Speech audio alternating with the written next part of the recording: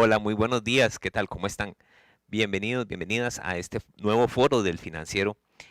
Esta vez quisimos traerles un tema súper actual que está sucediendo alrededor del mundo. Y bueno, hay gente en Costa Rica que tiene muchas interrogantes. ¿Qué está pasando con la economía y en especial con el sistema financiero y los bancos alrededor del mundo, en especial en Estados Unidos y en Europa, obviamente en esta parte occidental? Para eso vamos a hablar este día con varios especialistas y hasta con autoridades al respecto. Para empezar, vamos a hablar sobre qué nos llevó a esta situación o qué llevó a estos países a esta situación y a estas entidades bancarias. Y para eso me acompañan en este momento la economista, la gerenta del puesto de bolsa Acobo y especialista en mercados internacionales, Adriana Rodríguez, y me acompaña también el economista y también, bueno, ex miembro del CONACYF, don José Luis Arce. Bienvenidos, ¿cómo están?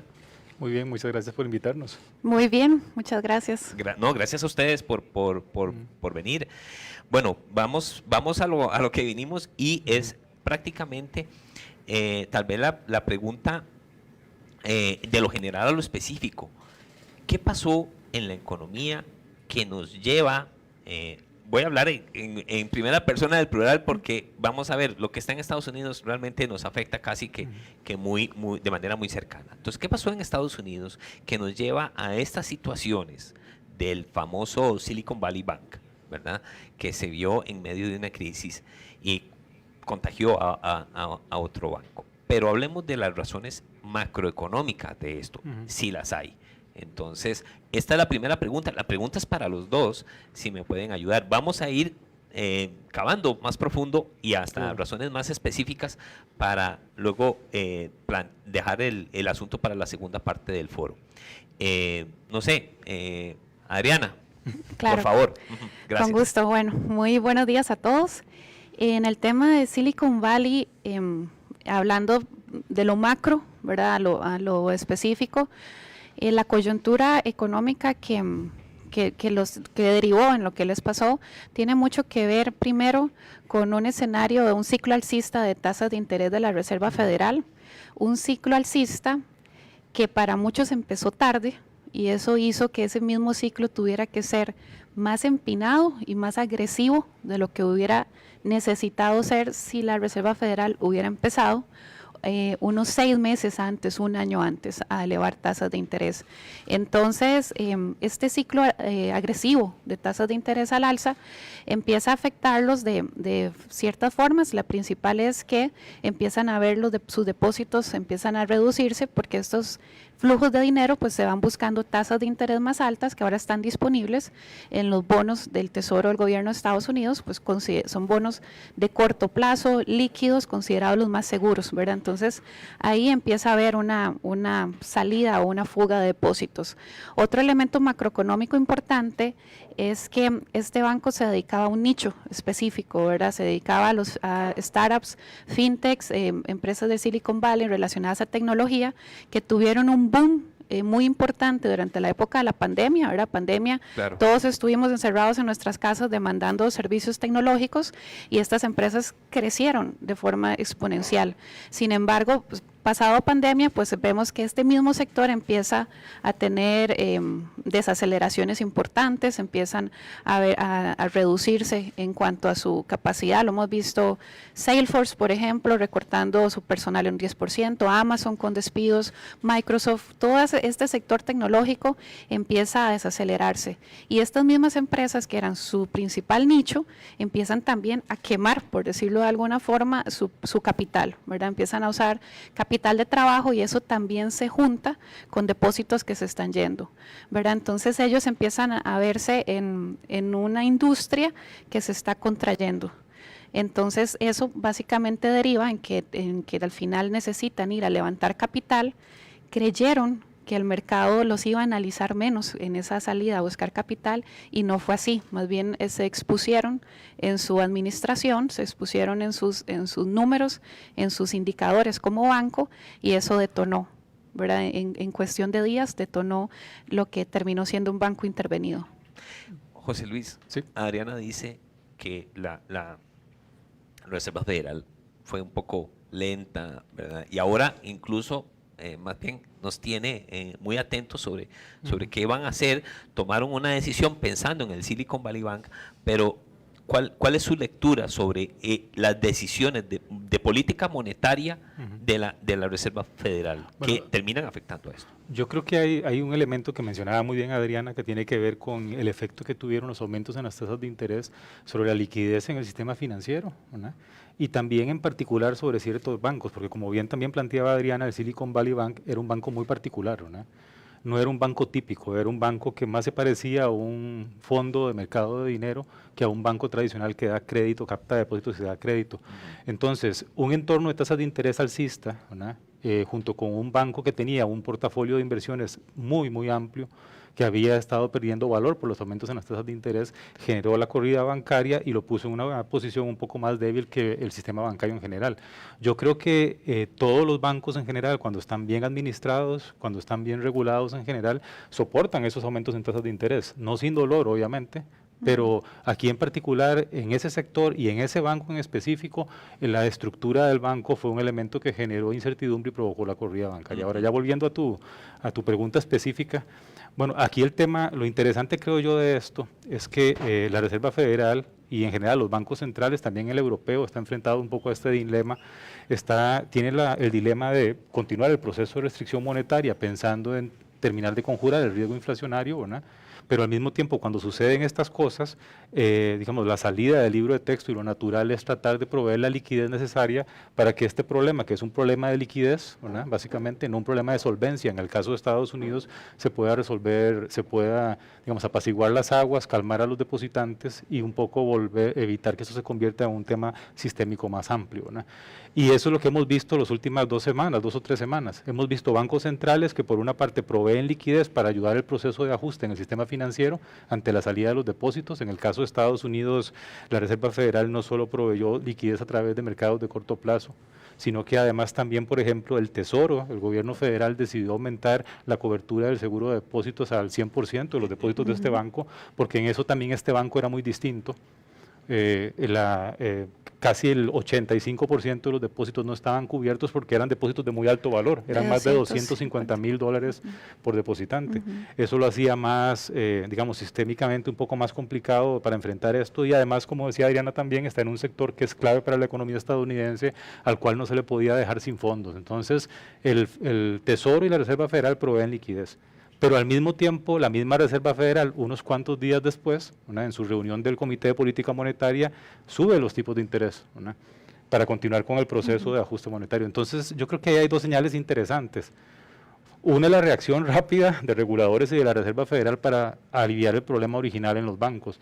Y la segunda, creo yo, que esa subida de las tasas de interés un poco más débil y sobre todo la trayectoria hacia futuro un poco menos intensa de lo que se creía originalmente, es una señal de que el problema no es tan grave, digamos, a nivel de la economía estadounidense, no se está percibiendo por lo menos en este momento tan grave, porque si lo fuera, yo les apuesto que no hubiera subido las tasas de interés probablemente, o incluso en un entorno como 2008 o 2009, probablemente más bien las hubiese bajado, ¿verdad? Sí. Creo que hay una señal interesante. Aquí quiero apuntar algo de pregunta, y es, bueno, entonces, porque siempre es, incluso un poquito antes de que pasara lo del Silicon Valley Bank, se reactivó la discusión de si íbamos o no a una recesión, que siempre ha estado ahí, pero ¿verdad? A veces como que crece la discusión y a veces no. Entonces, tu lectura es que no íbamos hacia o que la Reserva Federal tal vez no cree eso tan... Bueno, creo que Adriana conoce más esto que yo, pero si uno se recuerda o recordamos una semana antes de que pasara el fallo, el colapso de Silicon Valley Bank, más bien la expectativa era que iba a ser más alta la tasa, el aumento, y que la trayectoria de las tasas de fondos federales iba a ser un poco más alta porque más bien se había estado considerando que no se estaba enfriando tan rápido la economía. Sí, viene Silicon Valley Bank y más bien hay un cambio en expectativa. Sí, pero es curioso es curioso y bueno, y para mí muy interesante. Veníamos con expectativas, veníamos con grados de 50 puntos básicos, la Reserva Federal.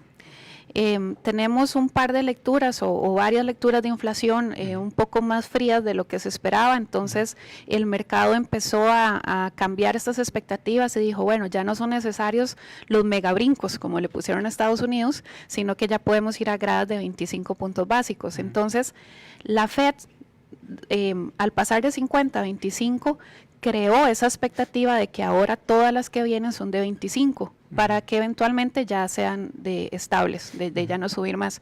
Y esto también fue un problema, porque muchos economistas dijeron, bueno, se adelantó a cambiar, a pasar de hoja, a pasar de los brincos de 50 a 25, lo hizo muy rápido. Como dicen ahora, le bajó una rayita. Exacto, entonces, ¿qué hace?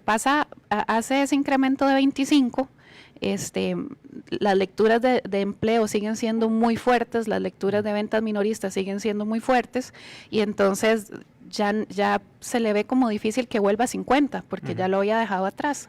Entonces pasa lo de Silicon Valley y el mercado empieza durante prácticamente 2 semanas, empieza a trabajar como si la Fed ya hubiera terminado su ciclo alcista. Dice, ya se acabó. Entonces uno vio las curvas de bonos del tesoro bajando, los mercados de swaps empezando a descontar inclusive recortes al final del año. Pensando, incluso. Sí, inclusive antes, ¿verdad? Pensando que este tema Silicon Valley iba a hacer una espiral que iba a traer más y más y más bancos regionales. Pero al final lo que hemos estado viendo, por lo menos las lecturas del mercado, es que estuvo muy contenido. Y yo creo que el papel de los reguladores, la rapidez con la que actuaron, las líneas de crédito, el cambio que hicieron en el mercado de recompras, el tema de proteger a los depositantes, esto ayudó mucho a contener ese miedo de corridas bancarias en bancos regionales, que eventualmente hubiera afectado escalado a otros bancos. Y la Pero hay algo de los bancos más grandes también creo que eso es un tema importante. Es importantísimo. Y aquí importante, cuando uno ve los mercados, por ejemplo, de deuda, Estados Unidos desde enero venía emitiendo 5 billones diarios de deuda corporativa en los mercados financieros.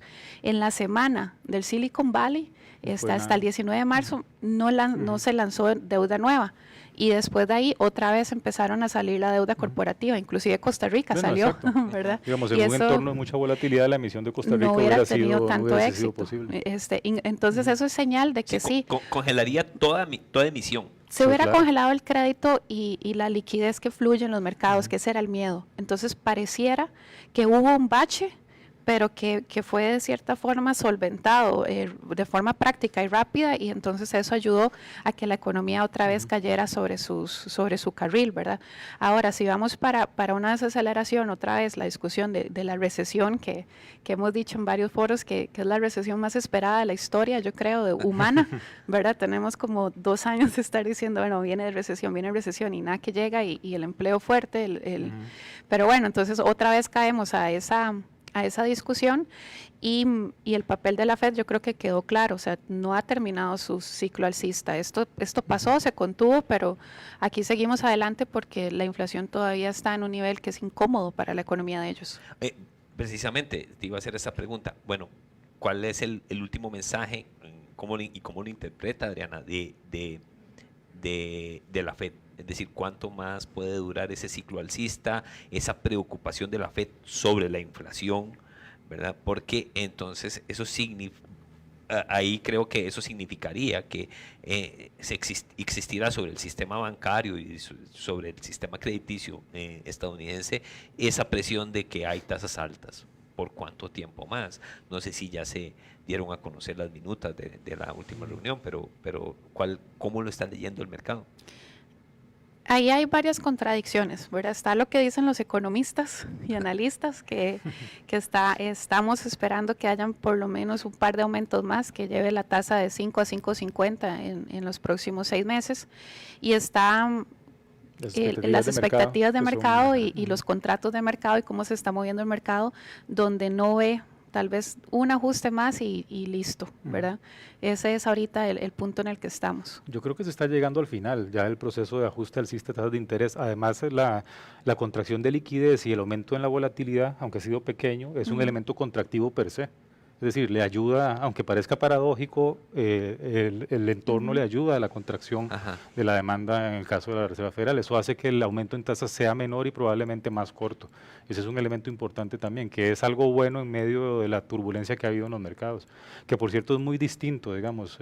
Muchas veces los medios plantean estos temas con mucha intensidad, ¿verdad? Pero si comparamos, por ejemplo, qué ha pasado con las condiciones de liquidez, que ciertamente se han restringido, pero la volatilidad, por ejemplo, en los mercados de valores no es ni pariente, digamos, de lo que sucedió en el 2008, y es más, es incluso menor el aumento en volatilidad que ha habido en las últimas 3 semanas a la que hubo solamente en febrero o marzo del año pasado, con la invasión rusa a Ucrania.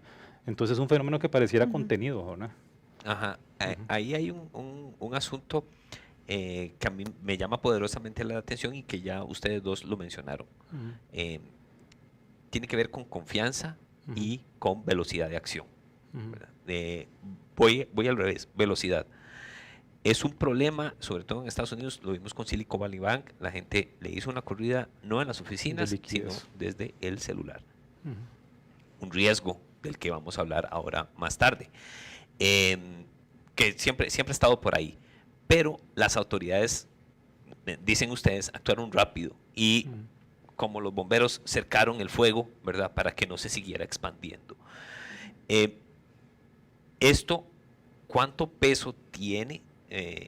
Al menos cuánto peso tiene dentro de ese mercado estadounidense, ¿verdad? Ese actuar rápido, porque me parece que, lo interpreto de sus palabras, que fue como fundamental, sí, ¿verdad? Y ahora, ¿qué creen ustedes que hizo que actuaran rápido? Porque en el pasado pues nunca, no se había visto algo así. Sí, me permites, digamos, yo creo que cuando hay un banco en problemas, especialmente para evitar que el contagio, que el problema se vuelva un tema sistémico, hay que actuar muy rápido. Y en el caso de la regulación estadounidense, hay muchas capas de regulación que están diseñadas justamente para resolver estos problemas muy rápido. Puede ser que veamos en la prensa que Silicon Valley Bank quebró o falló hace unas semanas, pero hay muchos bancos que fallan en Estados Unidos todos los años, ¿verdad?, en general, y existe todo un mecanismo de resolución que es muy rápido, porque aquí la idea es contener, es dar liquidez, en este caso que es un problema de liquidez, la Reserva Federal da la liquidez rápidamente, los reguladores bancarios, en el caso de Estados Unidos, especialmente la organización que se encarga de administrar el seguro de depósito, toma control del banco, quita, digamos, la gestión, la alta gerencia y empieza a disponer de los activos lo más rápidamente posible para contener el problema. Y eso es crucial para restituir la confianza. También fue en este caso, creo yo, aunque no es algo, es poco ortodoxo, ¿verdad?, de hecho puede ser criticable en alguna medida, la extensión de la garantía de depósito al 100% del valor de los depósitos en Silicon Valley Bank también fue un elemento que calmó especialmente a las empresas que estaban muy nerviosas por el estrés de cash que iba a generar esta crisis, ¿verdad? Ahí también me parece una enseñanza muy interesante en el caso europeo, que es un poco distinto al caso estadounidense, ¿verdad? Recuerden que después de la crisis del 2008-2009 se crearon un conjunto de componentes regulatorios justamente para que los bancos no solo estuvieran mejor administrados, sino para que de alguna manera fueran cavando su propia tumba en caso que fallaran. Y suena un poco, digamos, oscuro esto que estoy diciendo, pero la idea de cavar su propia tumba es que cuando un banco falla, él mismo tenga el espacio donde caer, dañando lo menos posible a los depositantes. En el caso europeo, por ejemplo, con el fallo de Credit Suisse, ¿verdad?, en general, la señal que enviaron los reguladores de que los instrumentos de deuda que sirven de apoyo de capital, que fueron finalmente borrados completamente, creo que es una señal también muy buena en el sentido de que esa fue la primera vez que se probó sistémicamente esas herramientas y enviaron la señal correcta de que hay que crear esas barreras de protección en torno a los bancos en problemas y que además los que proveyeron el capital o la deuda en esas condiciones, los famosos cocos, lo van a perder. Y Adriana, en respecto a la reacción de los mercados, respecto a esto de la velocidad. Yo creo que la volatilidad en los mercados nos dice cómo fue digerido el mensaje, ¿verdad? Tuvimos unos momentos, unos días turbios, pero si uno se ve lo que está pasando ahorita, en realidad ya ya los números están ahí, ya los analistas hicieron sus análisis de hasta dónde llegó ese contagio. Entonces yo creo que esa volatilidad quedó bastante contenida. Inclusive hay indicadores de confianza tanto del consumidor como del sector bancario, de lecturas recientes que muestran un aumento en la confianza sobre las expectativas de la economía hacia futuro. Entonces eso quiere decir que no caló tan hondo, ¿verdad? Este tema de volatilidad, de desconfianza, de ¿será que estamos en una crisis bancaria? Yo creo que ese mensaje no caló tanto y de nuevo con lo que dice José Luis, creo que las medidas que se vieron esta vez también fueron diseñadas en el momento de Lehman Brothers, ¿verdad? Y fue el momento de aplicarlas. Y uno vio también en el caso de Credit Suisse cómo, y de Estados Unidos, cómo se rescata a los depositantes y se da ese mensaje, ¿verdad? Acordemos que Joe Biden salió hablando de este tema, ¿verdad? Estamos rescatando, estamos proveyendo seguridad a los depositantes, no así a los dueños de los bancos o a los accionistas, ¿verdad? Y lo dijo de forma bastante explícita y poniendo, pues, acentuando en ese punto. Y en el caso de Credit Suisse fue lo mismo, ¿verdad? Los que aportaron el capital más riesgoso, que también tienen una tasa de interés más alta por el riesgo que están asumiendo, hasta el momento nunca había pasado que habían quedado por fuera de la liquidación. Y esta vez ya quedó así, ¿verdad? Los famosos cocos quedan por fuera y esto sí deja una cicatriz un poco más permanente. ¿Por qué? Porque hacia adelante, especialmente los bancos europeos, ya no van a poder utilizar esta figura de cocos o van a tener que pagar una tasa de interés muy alta, porque ya todos observamos lo que pasó ahora, ¿verdad? Todavía el año pasado, cuando se hablaba de comprar un bono de un banco, un bono corporativo de un banco, si era senior debt, digamos que cuando hay un caso de estrés y se rescata al banco, a estas personas se les protege su capital, eran un poco indiferentes entre esos bonos y los bonos cocos. Y los bonos cocos naturalmente pagaban un poquito más de tasa y las personas no le daban un precio a ese riesgo. Ahora hacia adelante sí. Entonces hemos visto bancos grandes, por ejemplo, Deutsche Bank, UBS, etcétera, que si en su componente patrimonial los cocos eran importantes, los accionistas los mercados sí los han estado castigando porque saben que hacia adelante esas deudas no las van a poder renovar al mismo costo. Entonces prácticamente esa forma de fondeo creo que va a quedar paralizada por un buen tiempo, ¿verdad? Como mal calibrado tal vez en la valoración del riesgo. Había mucha euforia, creo yo, en esos instrumentos, como suele pasar en los mercados financieros. Cuando los mercados financieros se vuelven muy eufóricos o exuberantes, a veces no valoran bien el riesgo y esos instrumentos estaban siendo valorados como si fueran deuda de mayor calidad, pero yo creo que el mensaje para evitar el riesgo moral que enviaron los reguladores europeos es el correcto. Ahora, como dice Adriana, la implicación hacia mediano plazo, no mediano plazo, hacia los próximos meses tiene mucho que ver con lo que está planteando Adriana, es que los costos de fondos para los bancos van a aumentar. Entonces la pregunta que viene es el impacto que eso va a tener sobre la disponibilidad de crédito en la economía mundial, que es probablemente el riesgo más grande que puede haber hacia el futuro. No sé si me permito plantear ese tema con esta pregunta, José Luis y Adriana. Está claro que, bueno, se aplicaron cosas que se habían diseñado antes, se probaron, pero me parece que hay una enseñanza y una enseñanza práctica sobre la consecuencia de ciertas políticas monetarias sobre el sistema financiero, ¿verdad? Es como a nivel macroeconómico, ¿verdad? Entonces, si esto se puede interpretar de esta manera, ¿verdad? Y luego, bueno, entonces quiere decir que estas medicinas monetarias no pueden ser por siempre, ¿verdad? No podrían ser inocuas nunca. En la economía algo es inocuo y no afecta a alguien más. Bueno, yo lo plantearía un poco distinto, digamos. Yo lo plantearía en el sentido de que todas las cosas están interconectadas, ¿no? En alguna medida en la economía y en las finanzas. Entonces, el Banco Central, cuando enfrenta un shock inflacionario como el que enfrentamos el año pasado, yo pensaría que la reacción natural es la restricción rápidamente para contener el riesgo inflacionario, porque tener inflación permanente y sostenida al final sale más caro, digamos, que la medicina de corto plazo.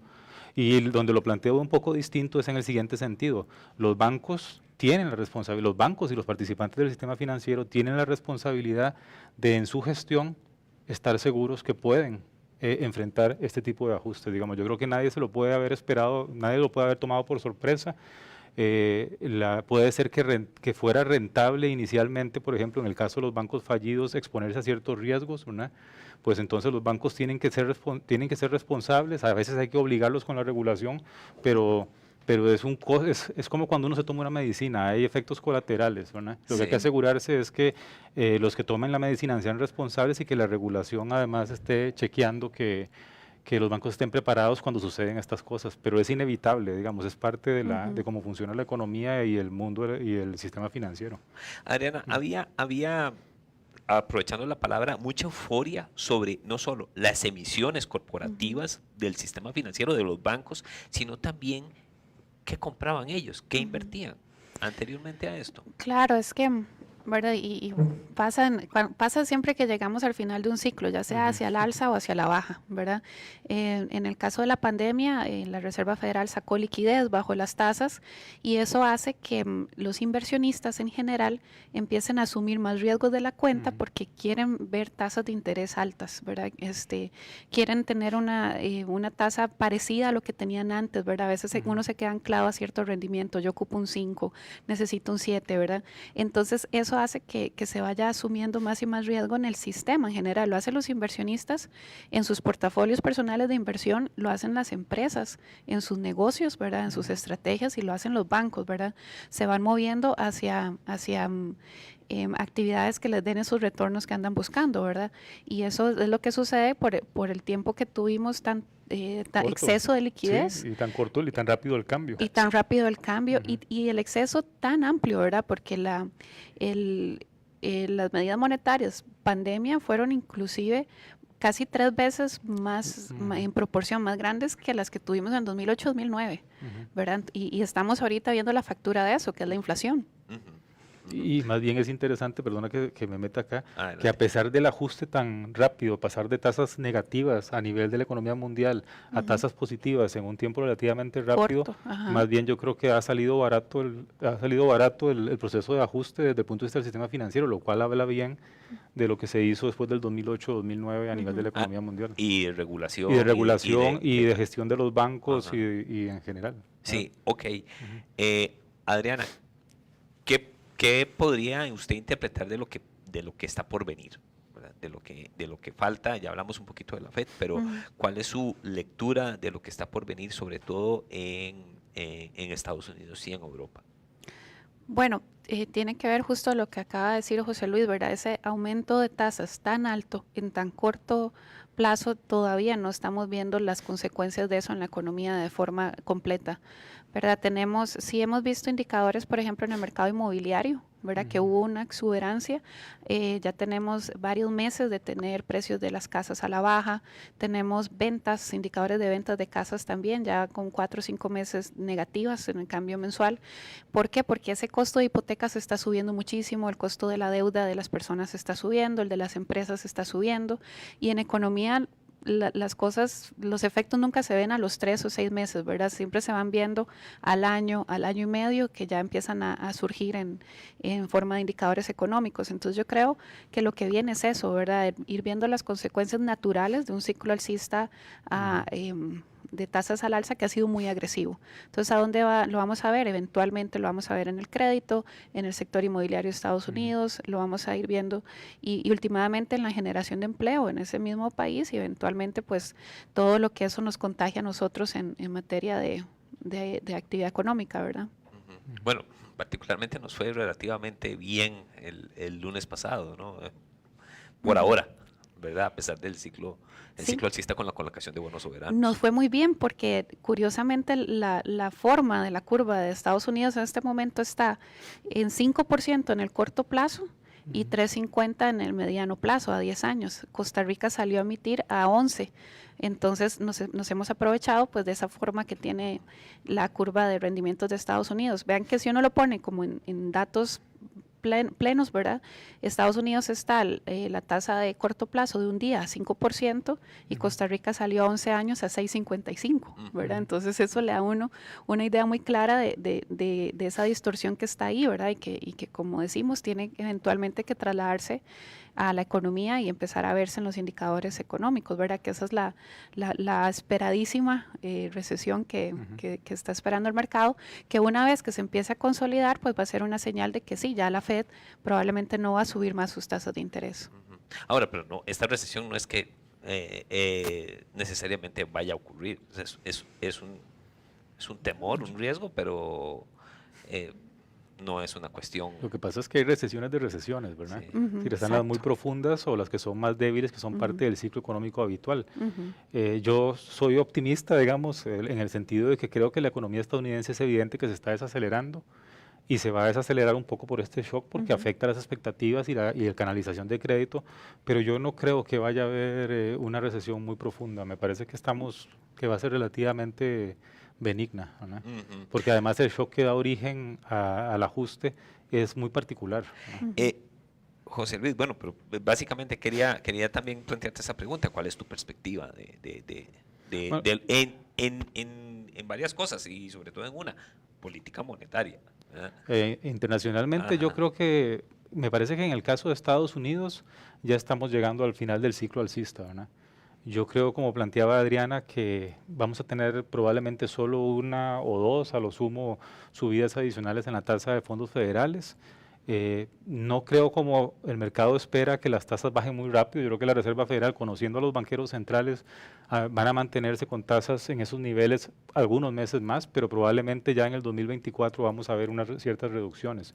La economía va a crecer menos, yo creo que eso va a ser inevitable, es parte de tomarse la medicina contra la inflación y más en el entorno un poco más de presión, de tensiones bancarias. Soy optimista con el tema de la crisis bancaria, me parece que esto es un fenómeno no sistémico, ¿no? El riesgo creo que existe, el riesgo hacia futuro más importante es esos aumentos en los costos de fondeo de los bancos, es decir, el hecho que los bancos ahora, como son percibidos un poco más riesgosos, les va a costar más obtener capital y además recursos para prestar, eso puede tener un efecto sobre el crecimiento de la economía mundial. Ese es el principal riesgo en estos momentos, pero el susto el susto tipo Lehman Brothers, digamos, del año 2008, ese fue muy pequeñito, es decir, fue más grande, como te dije, el susto que se pegó la economía mundial en febrero, marzo del año pasado con la invasión rusa a Ucrania, ese por lo menos está contenido, ¿verdad? Pero en general me parece que estamos ya terminando este ciclo alcista de tasas. De tasas, ok. Ujú. Habrá una factura, sin duda alguna, ¿verdad? Lo que acabas de decir, es decir, sí habrá una Ujú. factura en el desempeño económico.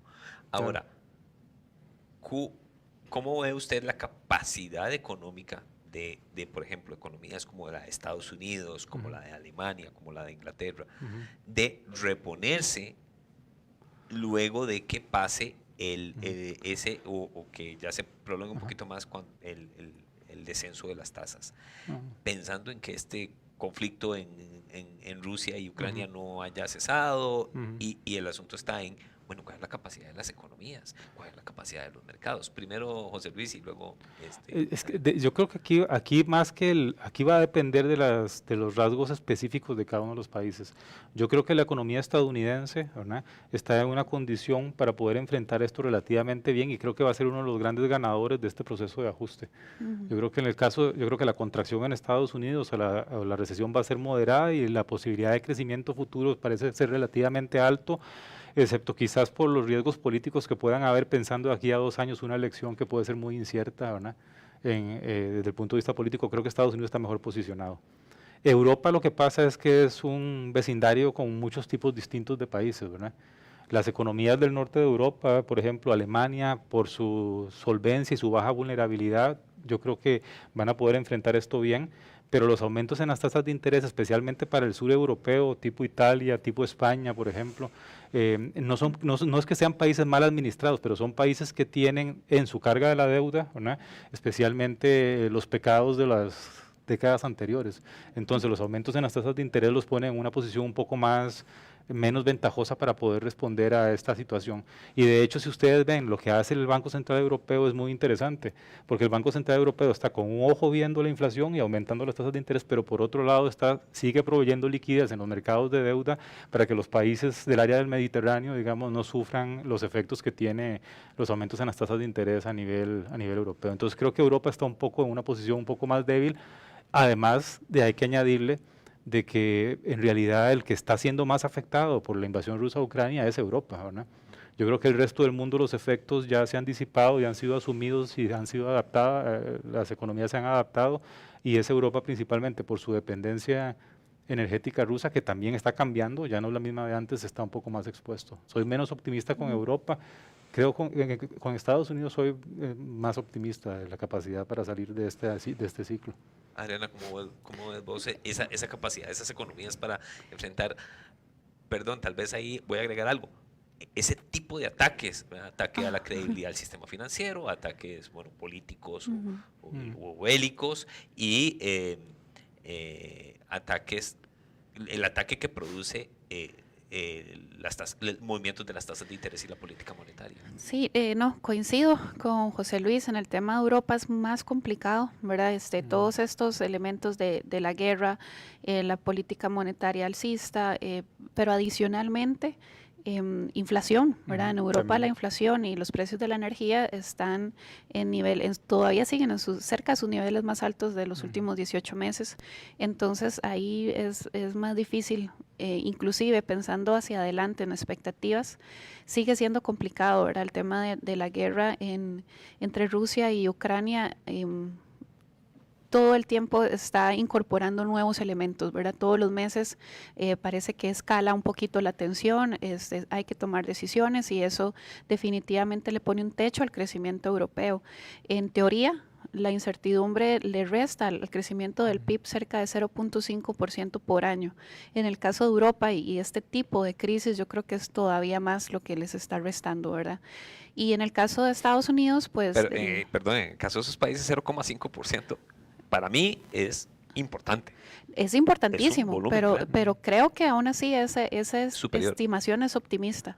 Creo que la realidad debe ser más alta que eso porque el nivel de incertidumbre con que están operando las empresas, el tema de la liquidez, las condiciones de créditos para capital de trabajo, cómo están funcionando las importaciones, las exportaciones, cada rato tenemos problemas con el pase de los granos por los puertos de Ucrania, entonces es verdaderamente complicado. En el caso de Estados Unidos, si yo me baso en lo que piensan los mercados, lo que se está descontando es una desaceleración, una recesión que no se compara en nada como la del 2009. Lo que se está esperando es que se desacelere y eso va a ser bueno para el mercado de renta fija, de bonos. Y el mercado de renta variable, pues sí lo hemos tenido inestable, todavía no ha tocado su piso, ¿verdad? Y no lo va a tocar hasta que estemos seguros de cuándo la Fed va a terminar ese ciclo alcista de tasas. Entonces, hablando de mercados, ahí todavía hay incertidumbre, hay inestabilidad, pero yo creo que si uno tuviera que escoger dónde ubicarse en este momento, definitivamente sería en tema de renta fija y expuesto a lo que tiene que ver con el lado de Occidente, Estados Unidos. Muy bien. Bueno, ya se nos está acabando el tiempo, pasa muy rápido. Realmente les agradezco muchísimo que hayan compartido con nosotros estas lecturas que ustedes hacen. Pero quisiera un mensaje final, al menos, y una reflexión sobre, obviamente, lo que pasó y lo que puede pasar de ahora en adelante. Aterricémoslo un poco aquí, ¿verdad? Que por dicha, al menos en el tema bancario, no salimos para nada, yo diría que afectados. Comienzo con Adriana. ¿Cuál sería tu reflexión final al respecto? Yo creo que la reflexión es que este asunto de Silicon Valley quedó contenido y sus estragos creo que no han pasado más allá de los bancos regionales. De hecho, ha habido una fuga de depósitos hacia los bancos comerciales más grandes, ¿verdad? Lo que más bien los ha fortalecido. Y en el tema de las tasas de interés también, pues que sí tenemos que esperar 1 o 2 ajustes más al alza y estar preparados para eso, ¿verdad? Más que en Costa Rica hay tanta exposición a lo que son las tasas de corto plazo de Estados Unidos y la tasa prime rate, ¿verdad? Entonces, creo que eso es parte de la reflexión. Gracias, José Luis. Yo creo, igual que Adriana, que afortunadamente esto ha quedado contenido. Yo creo que eso es una buena noticia para la economía mundial y para la economía costarricense también. Me parece que en cierta forma, aunque suene paradójico, el hecho de que pareciera que el proceso de ajuste de tasas va a terminar más rápido y va a revertirse más rápidamente de lo que creíamos hace unas cuantas semanas atrás, es algo bueno para la economía costarricense en el sentido de que alivia un poco las tensiones vinculadas con la parte financiera, que han generado desaceleradas, que han provocado reacción doméstica, que tienen que ver con el tema cambiario, que tienen que ver con el tema de financiamiento de las empresas y de los hogares. Entonces creo que ahí hay quizás hasta, aunque parezca un poco extraño, algo que puede ser positivo. Pero también hay riesgos. Si la economía mundial se desacelera más, porque la restricción crediticia se vuelve más intensa, eso sí, evidentemente es algo que va a afectar a nuestros sectores exportadores. Pero creo que en estos momentos, por lo menos a mí, el color del momento me pinta un poco mejor, digamos, de lo que quizás pintaba hace 2 semanas en medio de toda la tensión inicial de esta situación. Qué interesante eso que menciona, porque vamos a ver, en Costa Rica, al menos lo interpreto de esta manera, en Costa Rica, pues hay bastante confianza todavía sobre el sistema financiero, ¿verdad? Y bueno, creo que se logró digamos, dejar esto encerrado en Estados Unidos y demás. Pero aún así, José Luis, en el 2008, 2009 no hubo tanto contagio, o sí a nivel local. Es decir, es que, de nuevo, pareciera que la economía nuestra, lo mencionaba Adriana, está muy vinculada y muy entrelazada con el estadounidense, pero al final no Sí, sé si ocurre. ese es un buen punto. Lo que pasa es que estamos vinculados en ciertos temas. Estamos vinculados en los temas comerciales, en el ciclo económico, pero tenemos, creo yo, que en estos momentos una fortuna, y es que tenemos bancos muy simples, digamos. Son bancos muy simples que simplemente captan depósitos, prestan domésticamente, y entonces y tenemos un mercado de valores muy incipiente, poco conectado, básicamente un mercado de deuda doméstico, y eso hace entonces que estas cosas que reverberan afuera aquí no llegan básicamente porque no hay esos canales que suceden en otros mercados emergentes. Hay también otro tema importante. En el 2008 había un canal, eso sí, un poco más directo de afectación para el sistema financiero local, y era que los bancos costarricenses tenían una gran cantidad de deuda, se financiaba mucho externamente para prestar en el mercado local. Eso no está ahora presente, Ya ¿verdad? no está tan presente. Entonces estamos todavía más aislados. Estamos muy vinculados, pero no a través de los canales financieros. Un Claro. poco por nuestra misma menor desarrollo relativo de los mercados locales y de los bancos. No, les agradezco muchísimo. Creo que estamos a tiempo para terminar. Muy interesante lo que nos han expuesto. Bueno, a mí me resulta muy llamativo, súper llamativo el asunto de, bueno, esto de las tasas de interés, hasta dónde van a llegar, qué efectos va a ocasionar en la economía. Los inversionistas, decía Adriana, esperando todavía mucho más, ¿verdad? Aquí parafraseo a alguien que decía, muchas veces los inversionistas están hasta buscando tasas obscenas, ¿verdad? Entonces, eso se vuelve esa euforia, ¿verdad? Que hablaba usted, José Luis, de los mercados. Pero bueno, les agradezco muchísimo y a ustedes les recomiendo pues que sigan escuchando, leyendo. Nosotros estamos publicando constantemente información internacional y local sobre lo que está pasando en los mercados internacionales, y sobre todo tratar de acudir a los especialistas y acudir a la gente que está observando constantemente esto para no caer en información falsa. Adriana, muchísimas gracias por su tiempo, por venir. José Luis también, muchísimas gracias por acompañarnos y por darnos estas reflexiones y estos mensajes. Con todo gusto. Un gusto estar acá. Gracias. Muy bien, muchísimas gracias a ustedes también por seguir ahí. Vamos a hacer una breve pausa, pero ya casi volvemos. Vamos a regresar específicamente con los temas de este asunto de la banca y de las crisis bancarias. Nos va a acompañar la Superintendente General de Entidades Financieras, doña Rocío Aguilar, y también el Gerente General del Banco Nacional, don Bernardo Alfaro. Vamos a hacerles algunas preguntas sobre los riesgos, obviamente, que enfrenta nuestro sistema financiero y sobre todo los riesgos que ocasionan las situaciones económicas que ya expusimos. Por favor, quédese por ahí, nos tomará solo unos minutos y ya regresamos.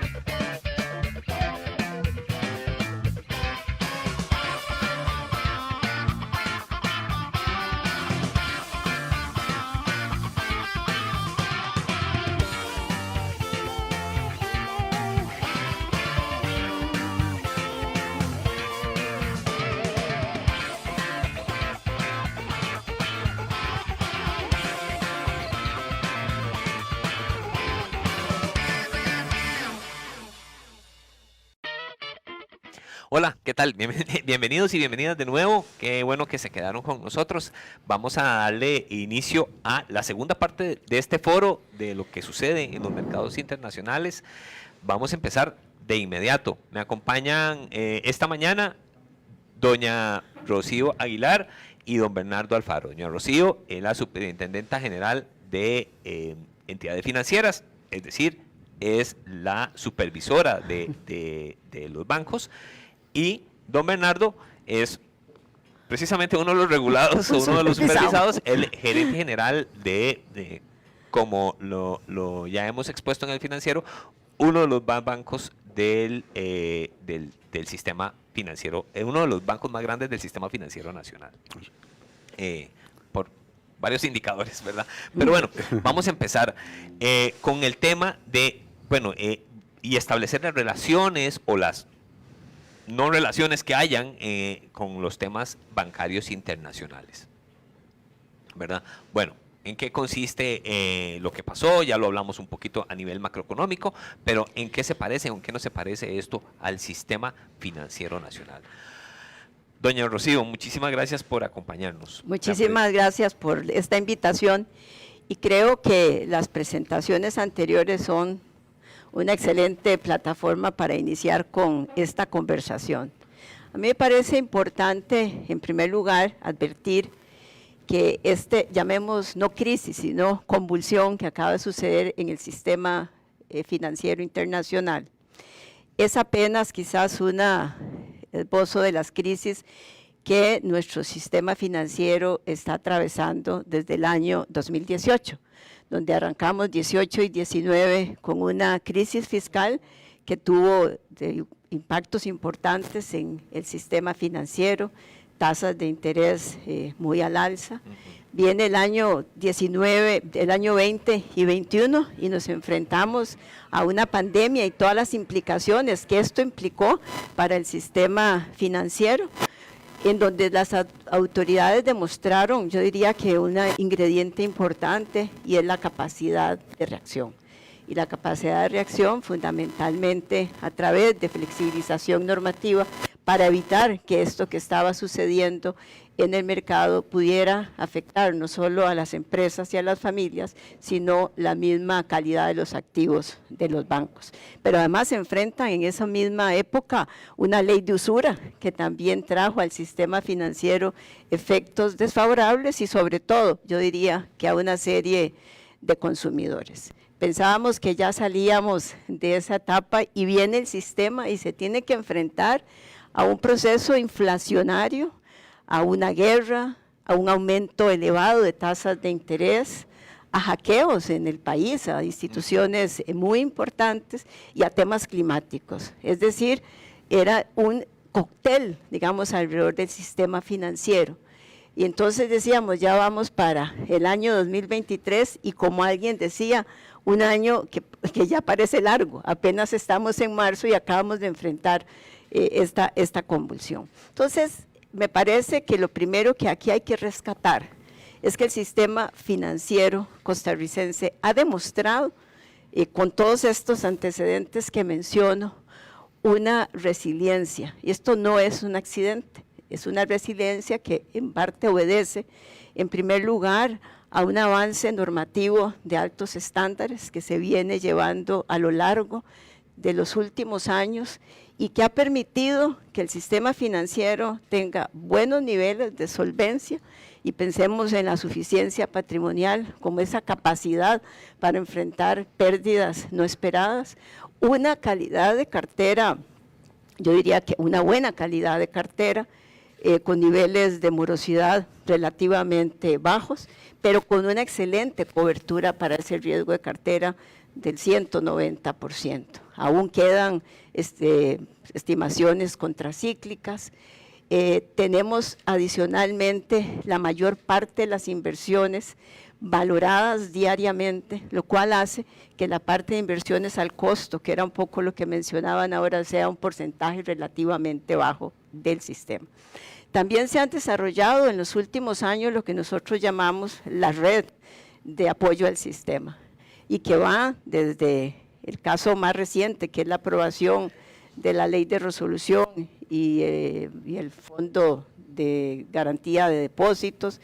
Existe un mercado interbancario de liquidez en donde el sistema puede rápidamente alimentarse de necesidades de liquidez. La liquidez en el sistema hoy es altamente positiva. Nosotros, a raíz de todos estos temas y a pesar de la baja interrelación de nuestros mercados con lo que estaba sucediendo internacionalmente, llevamos adelante una serie de pruebas de estrés de liquidez e incluso en calces de plazos de 1 y 3 meses, en lo que los muchachos llaman duplicar los indicadores para estresarlos más, el sistema pasa. Una retirada de depósitos del 40% masiva, el sistema lo resiste. Entonces, yo diría que todo ese conjunto de cosas puede, digamos, darnos una cierta seguridad.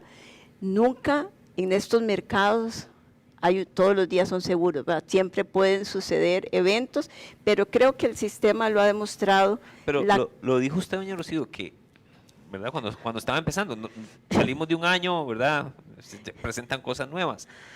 Quería preguntarle algo específicamente. Bueno, aquí tenemos, ya nos estableció como el panorama local. ¿Cuál es la diferencia con el sistema estadounidense de estas medidas con lo que tiene el sistema estadounidense?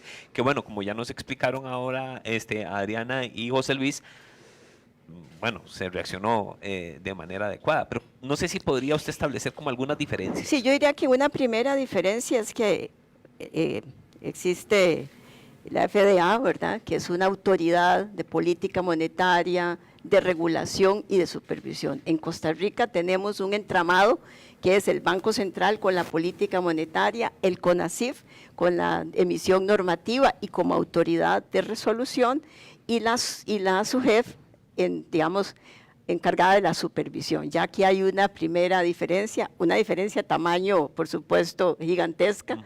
El tamaño del sistema financiero nuestro, que lo mencionó, no mencionó el tamaño, pero es un sistema relativamente sencillo, con un mercado de capitales muy poco desarrollado, donde básicamente lo que se capta, se coloca o se invierte, y en términos de inversión, la mayor parte, 75%, que ahí más bien son otros los riesgos de concentración, está en el sector público, Hacienda, Banco Central. Tenemos dichosamente una ley de resolución bancaria, la cual hoy día ya está siendo revisada, porque hemos determinado que la velocidad en la que debería uno poder liquidar un banco, ¿verdad?, tiene que ser mucho mayor que lo que esa ley hoy día nos permite. Ya tenemos prácticamente el proyecto de ley. Sí tenemos la posibilidad de separar el banco bueno y el banco malo, pero creo que ahí hay que actuar muchísimo más aceleradamente. El Fondo de Garantía de Depósitos ya es un fondo que ha ido creciendo, tenemos ya varios años de estar acumulando. El reto que sigue es quitar los diferentes hilos y poder integrar en un solo hilo ese fondo. Y creo que el otro ingrediente, y lo mencionó José Luis, tiene que ver con los planes de recuperación y planes de resolución. Esa normativa ya está en consulta con los medios, y básicamente lo que tenemos es tal vez no usar el concepto de cavar su tumba, sino tener listo el testamento, ¿verdad?, para que en caso de que efectivamente haya un problema, un banco no venga a contagiar al resto del sistema. Estos planes de recuperación son básicamente cómo estoy preparada para una situación en el mercado.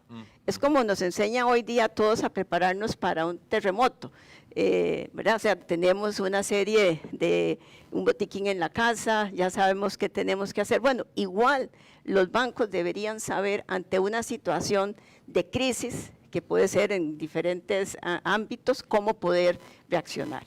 Lo extraordinario además es que las pruebas de estrés, que en el caso de Costa Rica prácticamente se hacen, más del 90% de los activos demostraron esa capacidad que tiene el sistema para esos embates. Don Bernardo, le reitero la pregunta.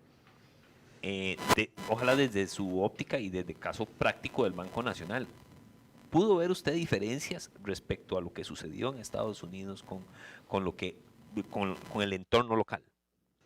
Sí se aprecian algunos aspectos distintos.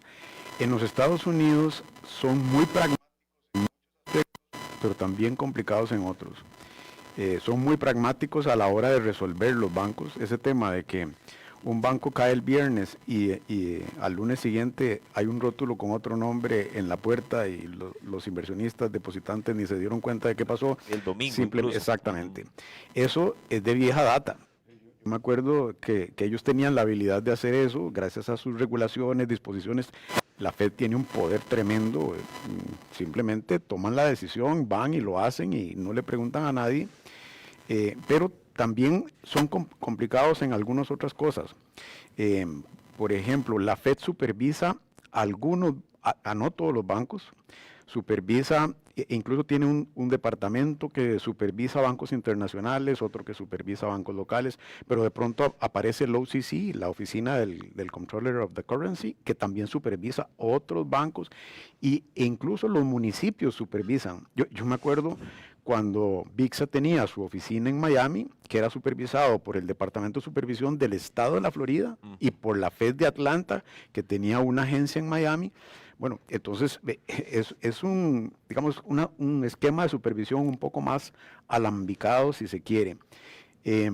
Increíble que este banco, en particular el Silicon Valley, el banco número 16 por tamaño de los Estados Unidos, no tuviera algunas cosas que lo hacen a uno pensar que definitivamente la supervisión tuvo falencias muy lamentables, ¿verdad? O sea, ¿por qué el supervisor no había exigido que durante casi un año no contrataran un gerente de riesgo? ¿Cómo es posible que si todos aprendimos hace ya más de una década, aprendimos la importancia de la liquidez, porque la crisis del 2008 tuvo eso, fue un impacto, un shock violento para todos los que teníamos ya años de estar en banca, y veíamos siempre el riesgo de crédito fundamentalmente, y veíamos, pues sí, este riesgo de mercado, de valoración de títulos, importante y todo, pero el tema de la interconexión, como decía José Luis en el conversatorio anterior, entre todos los bancos, el tema de la liquidez, que debido a esa interconexión adquirió una relevancia enorme, lo aprendimos en 2008, y entonces no fue fácil derivar nuevas fórmulas que aparecen en el 2010, 2011 por parte de Basilea para medir liquidez.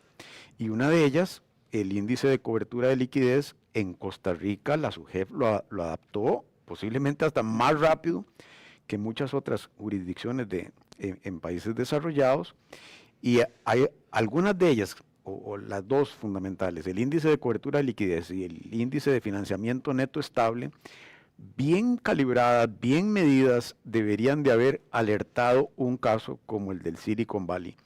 El Silicon Valley no estaba midiendo el índice de cobertura de liquidez, entonces a uno le sorprende que un indicador que se puso en boga desde el 2010, 2011, en Costa Rica lo adaptamos por ahí de 2015, 2016, nosotros lo medimos en forma diaria en el Banco Nacional y se le reporta mensualmente a la SUGEF la medición de cada día que se hizo.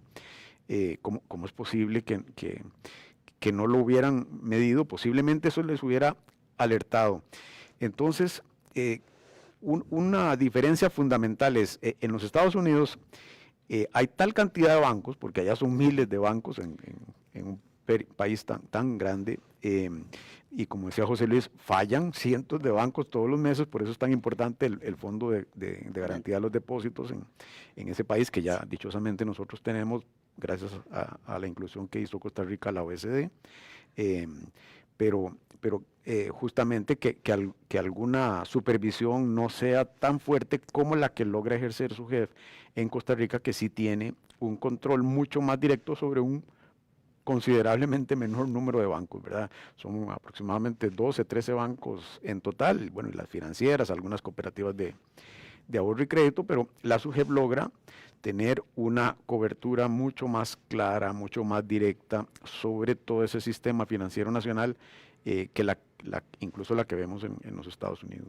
Hay un tema recurrente cuando vienen estos problemas internacionales o locales que nosotros vemos, ¿verdad? En los comentarios que nos hacen llegar. Y es el tema de las intervenciones o los rescates bancarios, ¿verdad? Llegar y tomar control cuando esto pasa. Nos mencionaba el asunto de la velocidad de Estados Unidos, ¿verdad? Doña Rocío, ¿cuánta velocidad podemos tener en Costa Rica? Y luego, también, ¿qué mensaje se puede dar ahora respecto a las, no sé, eventuales intervenciones o eventuales participaciones de los supervisores en cuanto a que en Costa Rica pues existe esa creencia de, bueno, es que ya si se interviene el banco ya no se puede hacer nada, ¿verdad? En Costa Rica es banco intervenido, prácticamente banco cerrado.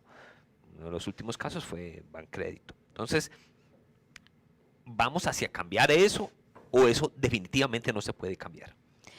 Tal vez una precisión, el ICL lo reportan diariamente, no mensualmente, y eso es una de las herramientas que diariamente le ponemos atención. Quisiera hacer también otro comentario. Hay un comité de estabilidad financiera, donde nos reúne, digamos, a las superintendencias Banco Central y el CONACYF, en donde se hace un monitoreo permanente de las tensiones en el sistema financiero. O sea, esto no es algo nuevo, existe ya creo que desde el 2016, ¿verdad? Yo creo. Y básicamente yo creo que hay un comité técnico que ha sido muy exitoso. Entonces nada más quería hacer ese par de precisiones. Nosotros hicimos un notable avance con la ley de resolución bancaria. No obstante, esa ley de resolución bancaria aún tiene oportunidades de mejora, que es lo que estamos tratando y estamos trabajando junto con el Fondo Monetario, y además es una de las recomendaciones que viene en el EFSAP, que es la evaluación que se hace del sistema financiero por parte de Banco Mundial y el mismo fondo. Ya ese proyecto de ley básicamente deberá ser presentado este año en la Asamblea Legislativa con el propósito de que esa velocidad y no llegar al momento en que ya prácticamente lo que tiene usted es un cadáver al frente y no hay nada que hacer. Es poder actuar mucho más oportunamente. Hoy la intervención, aparte de otras razones, se da cuando ya usted llegó a una irregularidad 3. Bueno, ya ahí básicamente es poco. Entonces, parte de los cambios que se están planteando tiene que ver con la anticipación y que, por supuesto, la autoridad de resolución no tenga que esperarse 30 días para poder actuar. Entonces, ese es el cambio. Implica además la creación de un área de resolución bancaria separada del proceso mismo de supervisión, que es la que va a estar alimentándose de las pruebas de estrés, de los planes de recuperación, presentando y desarrollando los mismos planes de resolución para poder actuar oportunamente. Yo diría que no tenemos hoy día el marco que nos permita actuar con esa velocidad, pero sí la conciencia que hay que hacerlo y el trabajo para llevar adelante las reformas necesarias para que ojalá para el próximo año el país pueda contar con un marco muchísimo más, digamos, conteste con los marcos de resolución que han ido diseñando los países. Este tema de resolución además lo estamos viendo no solo a nivel de Costa Rica, sino a nivel regional, porque tenemos adicionalmente participantes con presencia en la región y queremos que los diferentes países que componemos la región y en los cuales tenemos participantes con esas características, podamos tener un marco mucho más homogéneo para estos procesos de resolución. Claro, bancos regionales. Don Bernardo, esto que dice doña Rocío de anticiparse, a nadie le gusta que le digan, mira, usted está haciendo mal las cosas, ¿verdad? Sobre todo cuando uno cree que las está haciendo bien. Pero vamos a ver qué se necesita o si hay voluntad de los bancos, ya hablemos de voluntad política, de gestión, para tener la madurez de decir, mira, sí, me están llamando la atención, me necesito mejorar esto. Y como decíamos antes, no dejarse llevar por la euforia, ¿verdad? Es un asunto que yo veo tal vez más como reputacional, tal vez no es tan técnico, no sé si se da tan técnico, pero el asunto aquí es, bueno, está también el tema de la publicación de la suficiencia patrimonial, que es, incluso la prensa ha peleado por eso y demás. Entonces, ahí hay un tema también de forjar confianza ante la gente, pero vamos a ver cuál es la voluntad de un sector bancario que tal vez ha estado acostumbrado a otras cosas. No, el verdadero banquero por naturaleza es prudente, trabaja con el dinero de sus depositantes, de sus ahorrantes, lo expone a toda clase de riesgos y por lo tanto el banquero tiene que someterse pues a esas disposiciones normativas que existen por algo. Y el banquero tiene que ser pleno conocedor de todos los riesgos que está asumiendo. Por eso, antes que todo, un banquero es fundamentalmente un gestor de riesgos, es decir, trabaja con riesgos. En eso se desempeña en su quehacer diario. A mí me llamó la atención en este caso del Silicon Valley. Yo incluso me puse a repasar todos los números que ellos habían reportado al cierre de diciembre del 2022 y todo se ve bien. Uno hubiera tomado posiblemente la decisión de invertir ahí porque índices de solvencia muy buenos, índices de calidad de activo muy buenos, índices de rentabilidad buenos.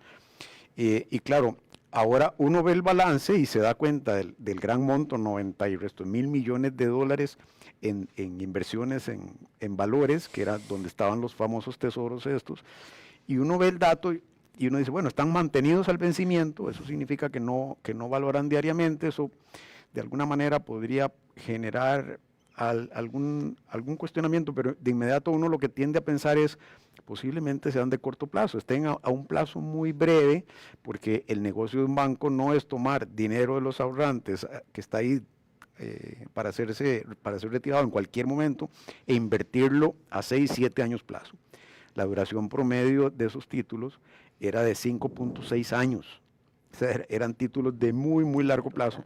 Al subir las tasas de interés y ser títulos de tan largo plazo, la pérdida de valor de esos títulos fue demasiado fuerte. Ahora, para saber cuál era la duración de esos títulos, ya habría tenido uno que ir a ver muy a fondo los estados financieros del banco. La composición del portafolio y las características. Exactamente, y ahí es donde tiene que intervenir primero el gestor de riesgos del banco y decir, no, ¿qué estamos haciendo? Esto nos podría generar un shock si suben las tasas de interés muy violento, y el supervisor debió haber cuestionado, pero ¿qué es esa duración en un portafolio de inversiones?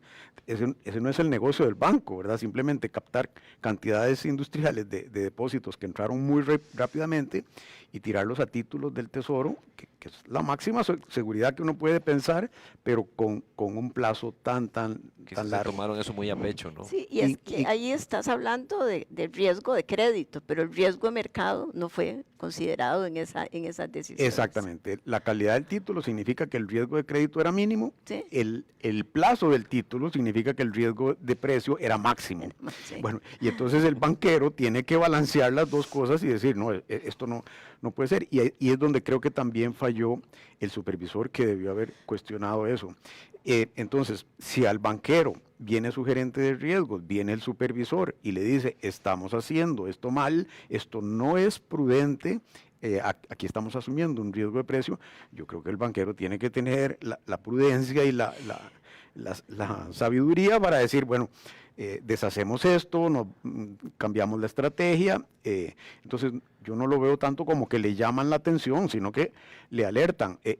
El gerente general del banco dijo a finales del 2012 en una especie de conferencia de prensa que le parecía magnífico que están subiendo las tasas porque eso le va a mejorar el margen de intermediación en la cartera.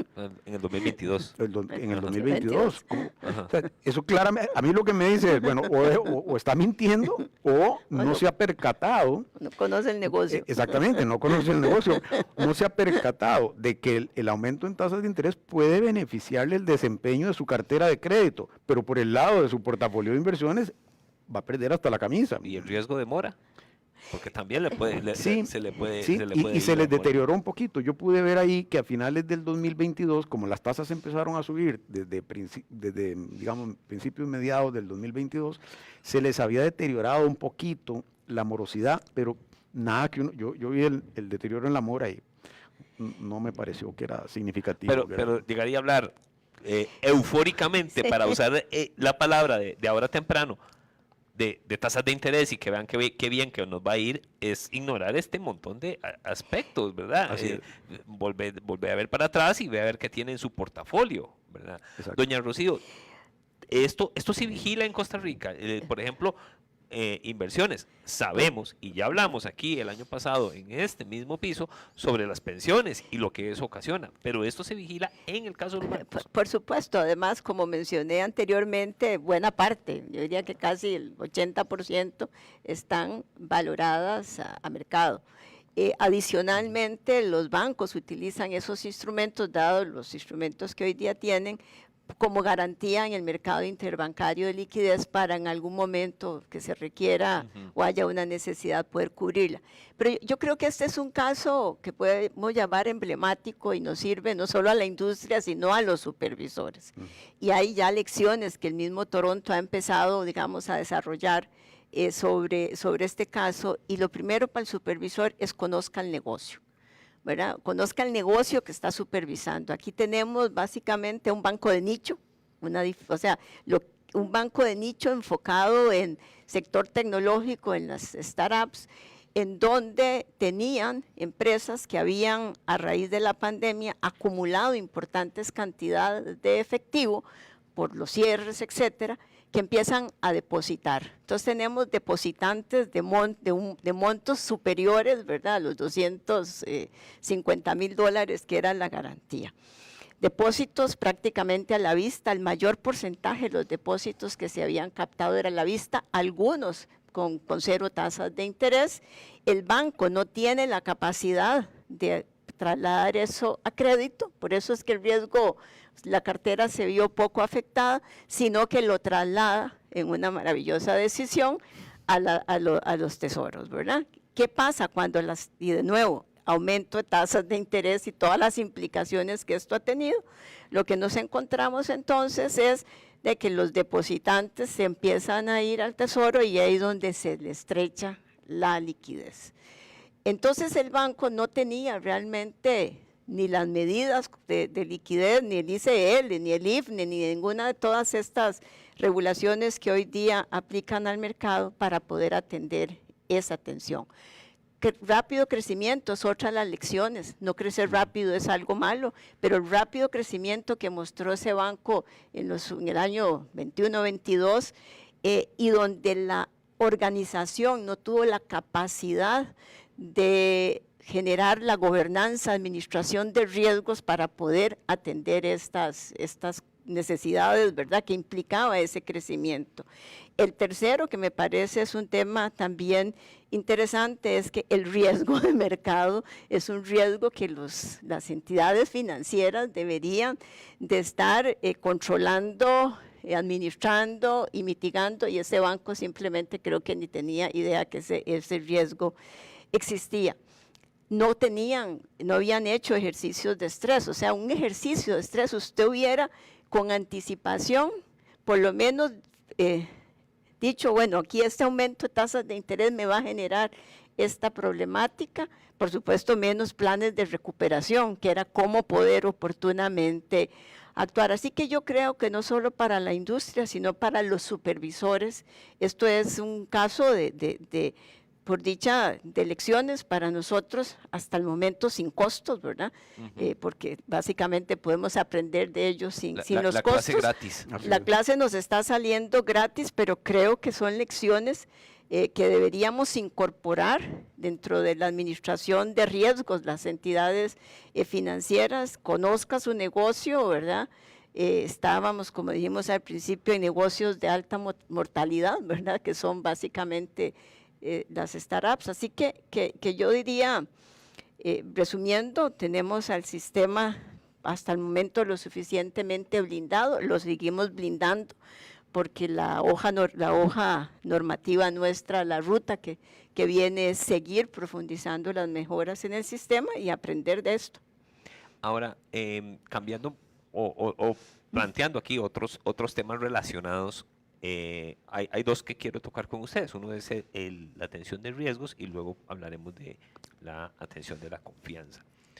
En cuanto a riesgos, bueno, se materializó, se dio una clase de el riesgo ante una corrida, pero tecnológica, ¿verdad? Que fue la gente moviendo plata desde sus celulares. Esto es apocalipsis distópico, ¿verdad? Prácticamente. Entonces, doña Rocío, ¿cómo se atiende esto? En especial en una economía que facilita y una entidad monetaria que facilita incluso la transferencia de fondos en segundos y gratis, ¿verdad?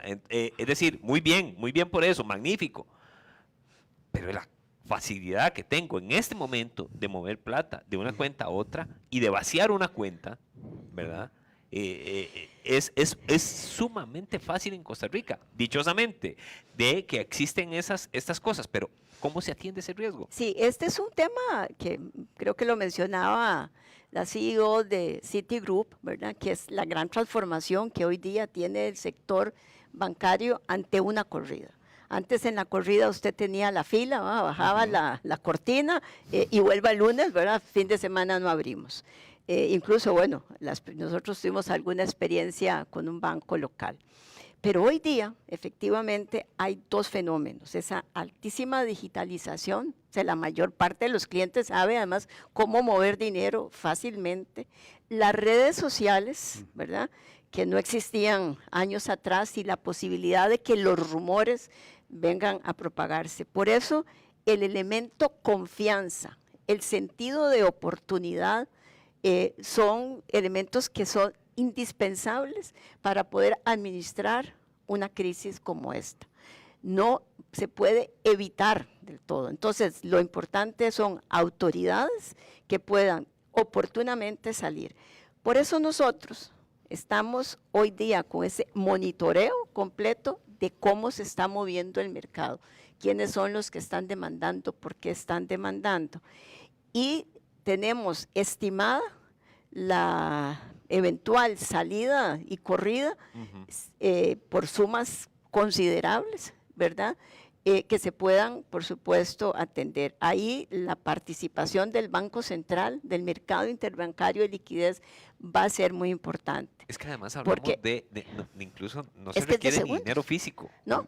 ¿Verdad? No. Que entonces aumenta todavía. Claro. Sí, y generará también otras tensiones en otros participantes que ya no es el sistema financiero, ¿verdad? Que son las mismas fintech, ¿verdad? Que se han hecho la introducción en el mercado. Con el Banco Central, la Superintendencia y el CONACYF estamos incluso evaluando, y creo que en muy corto plazo el Banco Central podrá referirse a eso, algunas herramientas para que en plazo de horas una situación de estas se pueda atender. Porque aquí no es que al día siguiente, llámeme mañana, es en plazo de horas a un banco, hay que poder, digamos, reforzarlo. Estamos hablando de crisis que tiene que ver con liquidez de mercado, no de, digamos, de mala conducta, ¿verdad? Ajá, sí. Así que eso es un tema que hemos venido trabajando de forma intensa en los últimos tiempos, cómo ese carácter de prestamista de última instancia efectivamente puede operar, pero operar en horas, no en días. Con un mensaje de confianza atrás. Con un mensaje que de puede las ser autoridades. trascendental. Nosotros tenemos un protocolo de crisis, es un protocolo que siempre estamos, por supuesto, revisando y a raíz de estos últimos acontecimientos vamos a pegarle otra revisada, incorporando estas últimas lecciones, pero digitalización, redes sociales, Sí. necesitan efectivamente tener contrapartes, digamos, de muchísimo mejor calidad, para usar ese concepto, y que estén mucho mejor reforzadas y preparadas, porque ya cuando una cosa de esta se materializó, ya no es un riesgo, ya eso dejó de ser riesgo. Es una realidad. Es una Sin realidad. duda alguna. Don Bernardo, creo que usted, incluso hace muchos años me lo manifestó, los riesgos que hay y todos los días lo que ven. Pero bueno, ¿cómo enfrentan ustedes esto? O sea, y porque me imagino que los usuarios incluso les dicen, es que más bien necesito más cosas en la aplicación. Voy a ver si le mete más funcionalidades porque quiero más, ¿verdad? Es totalmente esperable. La digitalización, ya lo dijo doña Rocío, las redes sociales, ustedes deberían de estar, me imagino, al tanto de qué se dice de ustedes alrededor de redes sociales. Entonces, bueno, ¿cómo se atiende esto? Tenemos todo un área de relaciones institucionales que está día y noche pendiente de todo lo que se comenta en redes sociales y alertando sobre esas posibilidades. Nosotros aquí tal vez voy a sonar un poco disidente de lo que usualmente se menciona en la materia, porque lo vimos ahora con la crisis del Silicon Valley. Cuando los inversionistas están muy nerviosos, corren a lo que se dice volar a la calidad, el fly to quality, ¿verdad? Y nosotros somos eso en Costa Rica. Cuando ha habido crisis en este país, nos llenamos de plata. En el 2004 con la crisis de los fondos de inversión, en el 2006 cuando otro banco tuvo problemas, nosotros más bien, la gente se viene con nosotros.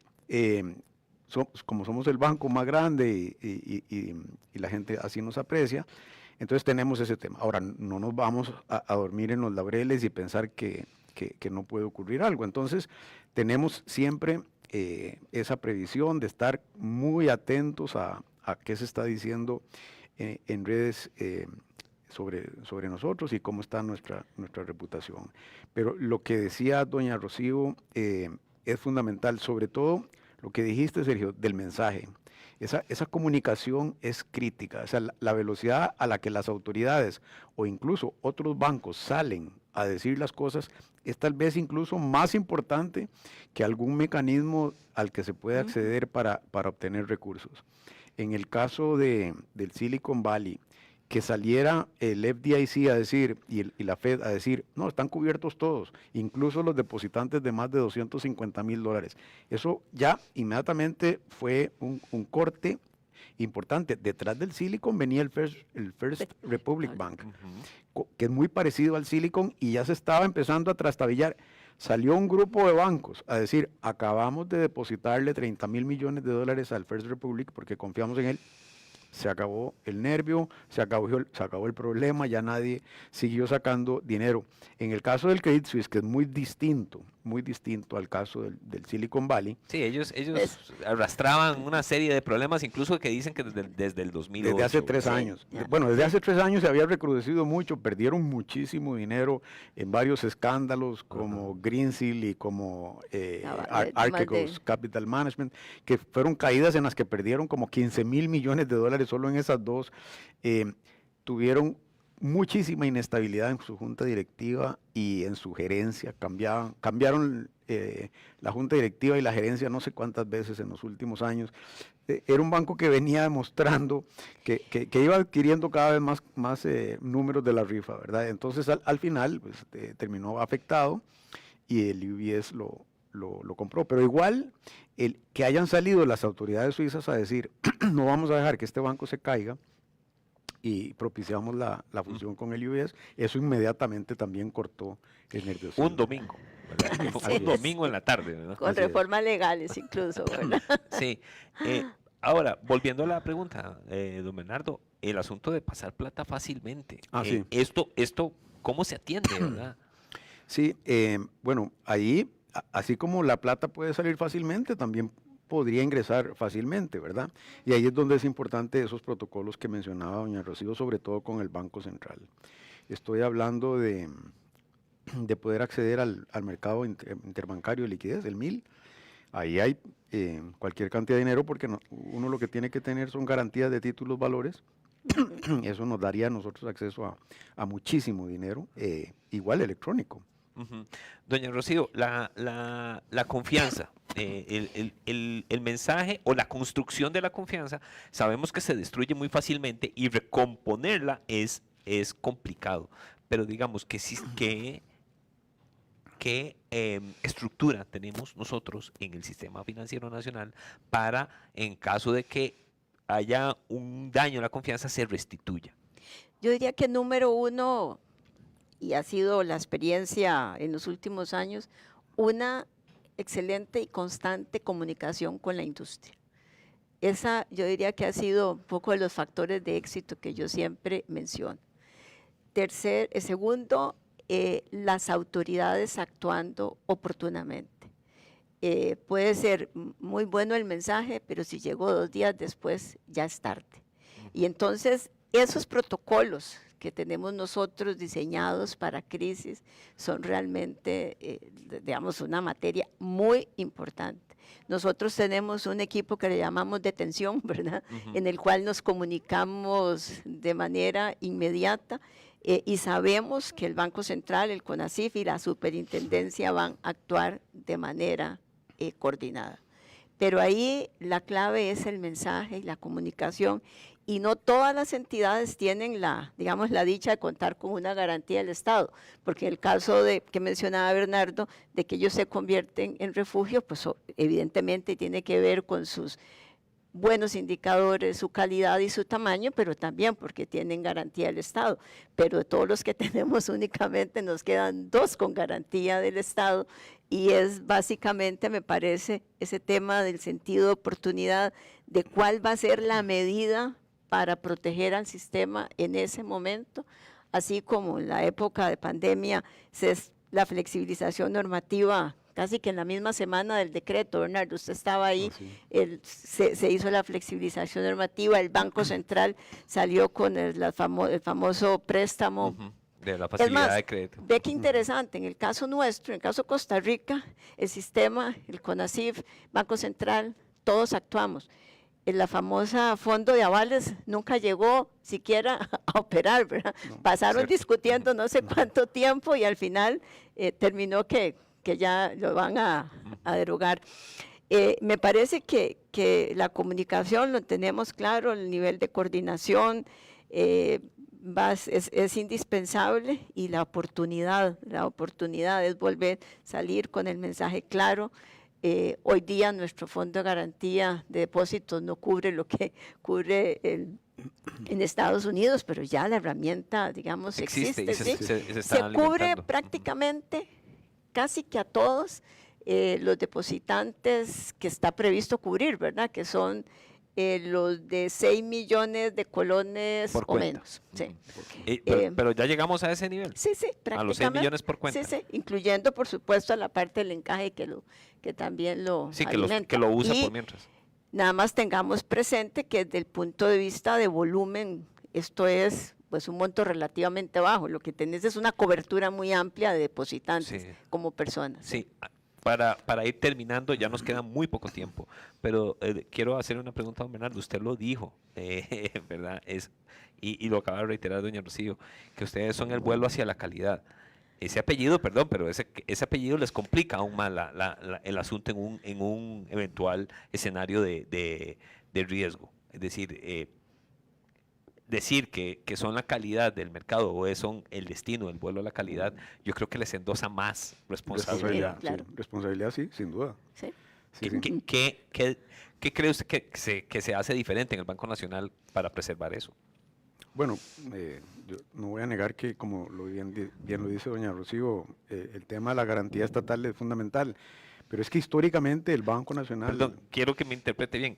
Claro, la garantía estatal, pero la garantía estatal la dan los contribuyentes, ¿verdad? Al final de cuentas. Así es, así es. Sí, porque de hecho, bueno, eran 4 bancos estatales, Sí. ¿verdad? Hace algunos años. Pero yo creo que en buena medida el Banco Nacional ha logrado transmitir el mensaje de que tiene una gestión de riesgos que es de altísima calidad. Me parece que a lo largo de los años hemos hecho mucho énfasis en eso. Por ejemplo, le voy a contar algo serio que nosotros practicamos al menos una vez al año, a veces 2 veces al año, y son simulacros de situaciones críticas. Usted no se imagina la seriedad y formalidad con la que nosotros realizamos esos ejercicios. Es decir, yo estoy en mi oficina y de pronto en mi teléfono empieza a sonar una alarma, esa alarma le suena al presidente de la junta directiva, le suena a todo el staff gerencial, y es una convocatoria a una sala de reuniones que en ese momento pasa a llamarse sala de crisis. Y cuando llegamos ahí, el director de finanzas nos expone alguna situación que él concibió que nos pone en complicaciones serias, no sé, que hubo un retiro de depositantes de tal magnitud, y entonces llamamos por teléfono a las autoridades, ya están alertados el Banco Central, ya está alertada la SUGEF, ya está alertado el Ministerio de Hacienda, pero hacemos las llamadas y les decimos, tenemos este problema, ellos ya saben que es un simulacro, y al final del día tomamos las lecciones de qué debimos haber contemplado antes, qué no habíamos contemplado, y hacemos ese ejercicio 1 o 2 veces al año con una rigurosidad espectacular. Se levanta todo un acta que la SUGEF conoce, donde está qué aprendimos en este ejercicio. ¿Qué se determinó y todo? ¿Qué se determinó? Si esto se materializara algún día, ¿qué es lo que tenemos que hacer? Y eso nos enriquece montones nuestros propios protocolos de acción, cómo proceder cuando hay alguna situación así como... Ok, bueno, el tiempo nos gana, entonces tenemos que ir terminando. Yo les voy a agradecer tal vez un mensaje final, pensando a dirigirnos a la gente que nos ve y que dice, bueno, entonces ¿a qué le tengo que poner atención yo en Costa Rica para estar al tanto de los riesgos y de no entrar en un pánico desenfrenado? Tal vez como ese tipo de reflexión les agradecería en que lo puedan esbozar en un minuto, si les agradezco. Doña Rocío. Yo diría que a partir de esto último que hemos mencionado, ¿quién es el emisor del mensaje que usted está escuchando? Realmente, si lo que está escuchando es un rumor o es información correcta. Debe recurrir básicamente, me parece, a las autoridades para poder comprobar o no frente a qué está. Segundo, yo creo que tenemos y ahora sí, como consumidores financieros, también la responsabilidad de poder cada vez más apreciar la información que existe de los bancos. Nosotros rendimos cuentas periódicamente acerca de la situación del sistema financiero y además vamos en un proceso de mucho mayor transparencia, la publicación de la suficiencia patrimonial. Estamos educando, y los bancos en esto están haciendo una extraordinaria labor, a la gente de qué significa la suficiencia, de qué significan esas pruebas de tensión. Y básicamente yo diría que ese es el mensaje a las personas. Tenemos un sistema financiero robusto que ha tenido la capacidad de resistir en los últimos años crisis repetidas, que hoy día dichosamente tiene una cartera de calidad, tiene buenos indicadores de liquidez y tiene una muy buena suficiencia. Y existe la coordinación entre las autoridades para estar monitoreando de manera permanente lo que está sucediendo en el mercado y poder de manera oportuna generar el mensaje correcto a la población. Don Bernardo, la misma pregunta, ¿en qué debería estar atenta la gente? Bueno, me parece que lo que mencionaba doña Rocío ya fue muy completo. Costa Rica ha sido muy disciplinado en la implantación de todas las nuevas disposiciones que han ido mejorando año con año desde el año 88, cuando el primer acuerdo de Basilea los hemos ido implementando de manera rigurosa, prudente. Se ha fortalecido mucho la gestión de riesgos en general en todo el sistema. La superintendencia ha evolucionado muy favorablemente a esa supervisión basada en riesgos. Esto del Silicon Valley no afecta a Costa Rica. La crisis del 2008 nos dejó totalmente ilesos. Ya ahí, como bien dice doña Rocío, se dejó muy en claro que que tenemos un sistema financiero muy resiliente, que además sigue preparándose. Ese tema de la transparencia que ella acaba de mencionar es fundamental. Casi todos nosotros publicamos en nuestras páginas web de manera transparente nuestros estados financieros, nuestra situación, las noticias más importantes. El tema de las pruebas de tensión, que es una forma de estresar el sistema y de ver si resistimos impactos por shocks, vienen evolucionando muy bien. Ya son 7 años de que la SUGEF practica una prueba de este tipo. Creo que este fenómeno del Silicon Valley nos deja la lección de que hay que ampliar esa prueba para considerar otros riesgos, además del riesgo de crédito. Es algo que creo que deberíamos de apuntar ahí en cosas por hacer. Pero en general es un llamado para la tranquilidad. Nadie tiene por qué tener pánico. Este tema del Silicon Valley o del Credit Suisse a Costa Rica no veo cómo la va a afectar. Muy bien. Muchísimas gracias, doña Rocío, don Bernardo, Muchísimas por el gracias. tiempo, por abrirnos espacio en sus agendas. De verdad que apreciamos mucho ese gesto. A Claro. ustedes también, muchísimas gracias por estar con nosotros. Les recuerdo que este video quedará disponible en las redes sociales del Financiero, también en canales de YouTube de La Nación y de El Financiero también. Invitación para que lo busquen y se suscriban también. Agradecerles su audiencia y bueno, pues a seguir atentos. Pueden seguir en nuestra página web la información pues que constantemente publicamos sobre el sistema financiero y sobre estos temas en elfinancierocr.com. Les agradecemos mucho, que tengan un lindo día.